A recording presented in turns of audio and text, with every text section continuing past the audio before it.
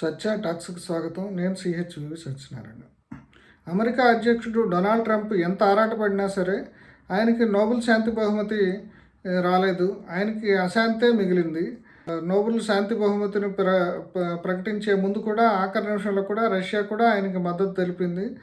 అంతేకాకుండా ఆయన ఎంతో ఫ్రస్ట్రేషన్ తోటి ఒకవేళ తనకు ఆ బహుమతి అందదనే దీంతో ఇప్పటి వరకు బరాక్ ఒబామాకి తో పాటు నలుగురు అధ్యక్షులకి, అమెరికా అధ్యక్షులకి నోబెల్ శాంతి బహుమతి వచ్చింది.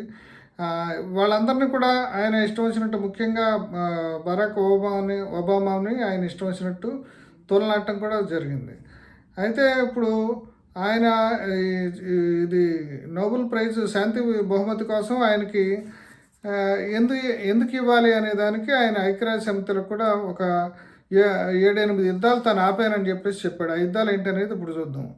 ఇజ్రాయెల్కి ఇరాన్కి మధ్య యుద్ధం ఆపాను, ఇండియాకి పాకిస్తాన్కి మధ్య, రువాండాకి డెమోక్రటిక్ రిపబ్లిక్ ఆఫ్ కాంగోకి, థాయిలాండ్, కంబోడియా, ఆర్మేనియా, అజర్బైజాను, ఈజిప్టు, ఇథియోపియా, సెర్బియా, కొసావో ఈ దేశాల మధ్య దశాబ్దాలుగా జరుగుతున్న సంఘర్షణని తను నివారించానని, యుద్ధాలు ఆపానని చెప్పేసి చెప్పారు.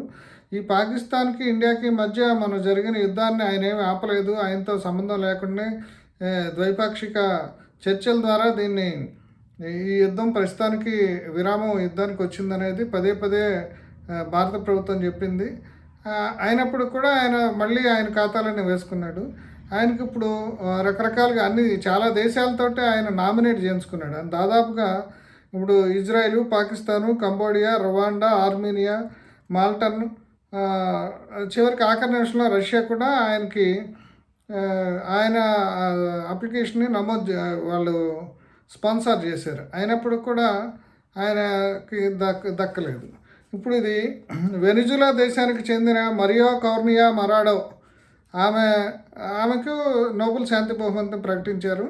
ఆమె వెనిజులాలో డెమోక్రటిక్ గవర్నమెంట్ రావటానికి ఆమె సహాయ సహకారాలు అందించారు. ఆమె ఎంత కృషి చేశారనే ఉద్దేశంతో నోబెల్ శాంతి బహుమతిని, అంటే ఒక ట్రాన్స్ఫర్మేషన్, అంటే ఒక నియంతృత్వ పాలన నుంచి వెనిజులాని ఒక ప్రజాస్వామ్యం వైపు నడిపించడంలో చేసిన కృషి కోసం ఆమెకి ఈ నోబెల్ శాంతి బహుమతి వచ్చింది.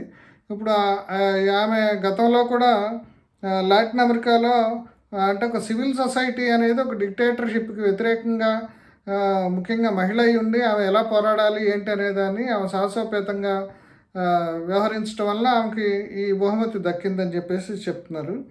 అంటే ఇప్పుడు ఆమె మొత్తం 330 మంది అభ్యర్థులు, దీనికంటే 244 మంది వ్యక్తులు, 94 సంస్థలు ఈ పోటీలో ఉంటే ఈమెకి ఈ బహుమతి, మరాడోకి బహుమతి దక్కింది. ఆమె మొదటి నుంచి కూడా ఆమె వెనిజులాలో ఒక ఇండస్ట్రియల్ బిజినెస్ కుటుంబంలో జన్మించారు. ఆమె ఇండస్ట్రియల్ ఇంజనీరింగ్ చదువుకున్నారు. తర్వాత MBA కూడా చేశారు.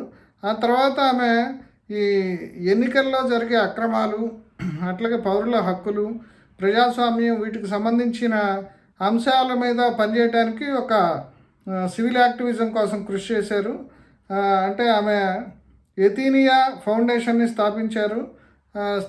స్థాపించి దానికి ముందు కొంత వీధి బార్ల కృషి కోసం చేశారు. ఆ తర్వాత ఆమె పొలిటికల్గా ఈ రంగంలోకి వచ్చిన తర్వాత ఒక సివిల్ సొసైటీ గ్రూప్, సుమేట్ అని చెప్పేసి ఒక సివిల్ సొసైటీ గ్రూప్ ఏర్పాటు చేశారు. అంటే ఎన్నికల ప్రక్రియని పరిశీలించటము, డెమోక్రటిక్ ట్రాన్స్పరెన్సీ ఎట్లా ఉంది, వీటన్నిటిని పరిశీలించడానికి కొంతమంది కార్యకర్తలకు శిక్షణ ఇవ్వటము, ఈ రంగంలో ఆమె గట్టిగా కృషి చేశారు. 2010లో ఆమె నేషనల్ అసెంబ్లీకి ఎన్నికయ్యారు. అయితే ఆమె తమ ప్రభుత్వాన్ని విమర్శించిందని చెప్పేసి హ్యూగో చావెజ్, మదురో ప్రభుత్వాలు ఆమెని ఈ అసెంబ్లీ నుంచి బహిష్కరించాయి.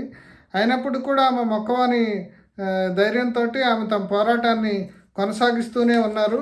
కొనసాగించి ఆమె అక్కడ ప్రజాస్వామ్య పరివర్తనకి ఎంతో కృషి చేశారు. ఆమె కృషిని ఇవాళ నార్వేజియన్ నోబెల్ కమిటీ ప్రశంసించింది. ఇప్పుడు ఆమె ఇంకోటి ఏంటంటే ఆమెకి ఈ క్రమంలో ఎన్నో బెదిరింపులు, ఆమెను నిషేధించడము ఇట్లాంటివన్నీ జరిగినాయి. కొంతకాలం అసలు అజ్ఞాతవాసంలో కూడా వెళ్లాల్సి వచ్చింది. అయినప్పుడు కూడా ఆమె అహింసా పద్ధతిలో ఉద్యమాన్ని నడిపించారు. వెనిజులా రాజకీయ పరివర్తనకి ఆమె కృషి చేశారు. ఆమె మీద ఎంతో ఒత్తిడి ఉన్నప్పటికి కూడా ఆమె ధైర్యంతో ఆమె కృషి చేశారు. అంటే ఇప్పుడు వెనుజులాలో కమ్యూనిస్టు ప్రభుత్వానికి వ్యతిరేకంగా పనిచేసిన కారణంగా ఆమెకి బహుమతి వచ్చిందనే విమర్శలు ఉన్నాయి. అంతేకాకుండా ఆమె కొన్ని అమెరికాకు సంబంధించిన ఒక ఎన్జిఓ సంస్థల నుంచి కూడా తమ ఉద్యమానికి సంబంధించిన కొంత సొమ్ము తీసుకున్నారు. ఇది ఒక అమెరికా కి సంబంధించిన ఇంట్రెస్ట్లు, అంటే అమెరికా మద్దతుతోటి ఇక్కడ ఉన్న ప్రభుత్వాల మీద ఆమె ప్రజాస్వామ్యం పేరుతోటి ఆమె ఉద్యమాలు నడిపారనే విమర్శలు కూడా ఉన్నాయి.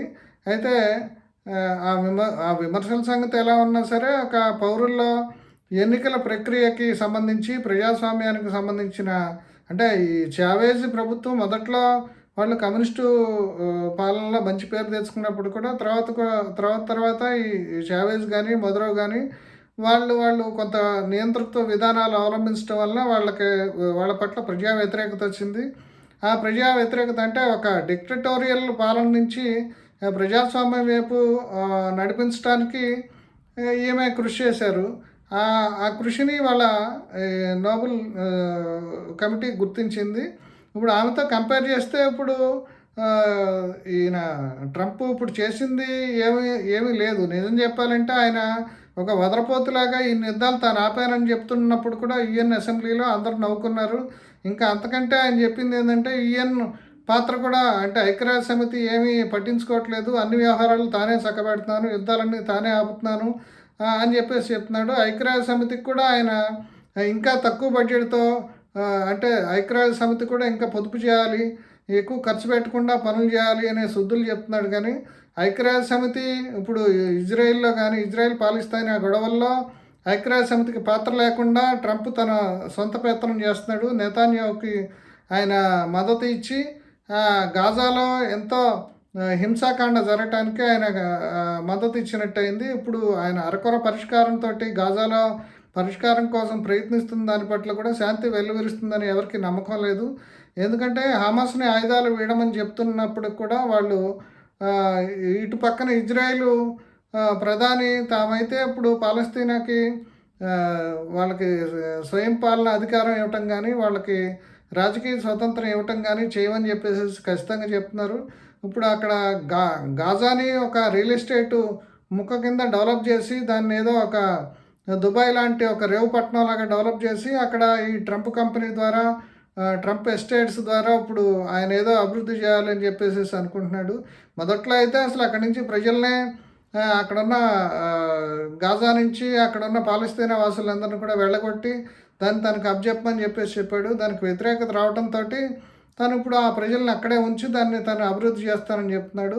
ఇప్పుడు ఈ శాంతి, ఈజిప్ట్లో జరుగుతున్న శాంతి చర్చల్లో కూడా ఆయన అల్లుడు కూడా ఇప్పుడు పాత్ర వహిస్తున్నాడు. ఇవన్నీ చూస్తుంటే ఇప్పుడు అసలు ట్రంప్ ఎలా, అంటే ట్రంప్కి శాంతి బహుమతి ఇన్ని కారణాలతోటి ఎలా ఇస్తారు అనేది ఆయనకు అర్థం కాలేదు. ఇవాళ కూడా నోబెల్ కమిటీని కూడా ఎవరో ప్రశ్నించారు. ఇప్పుడు సమ్ మీడియాకు సంబంధించిన పర్సన్స్ ఎవరో ఈయనకి ఎందుకు రాలేదనే దానికి కూడా వాళ్ళు సమాధానం చెప్పారు. అంటే ఇది వాళ్ళు శాంతి, వాళ్ళకి కొన్ని రూల్స్ ఉంటాయి, ఆ నిబంధనల ప్రకారం వాళ్ళు కొన్ని పెట్టుకుని దాని ప్రకారం ఇస్తారు తప్ప అప్పుడు ఈయన అసలు ప్రచారం చేసుకోకూడదు. నోబెల్ శాంతి బహుమతికి ఎవరైనా సరే ఈయన ప్రచారం చేసుకున్నాడు.